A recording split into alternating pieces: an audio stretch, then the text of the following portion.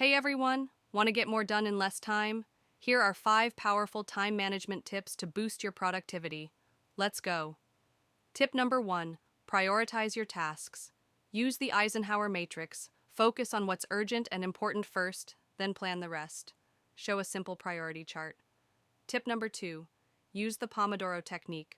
Study or work for 25 minutes, then take a 5-minute break. It keeps you focused and avoids burnout. Show a timer counting down. Tip number 3: plan your day the night before. Before bed, write down tomorrow's top tasks. You'll wake up with a clear plan. Show a checklist being ticked off. Tip number 4: cut out distractions. Put your phone on silent and avoid unnecessary social media scrolling. Stay focused. Show someone placing their phone away. Tip number 5: learn to say no. Don't overcommit. Prioritize tasks that matter most to you. Show someone confidently saying no to distractions. Closing scene. Presenter, try these tips and watch your productivity skyrocket. Like, share, and subscribe for more quick hacks. See you next time.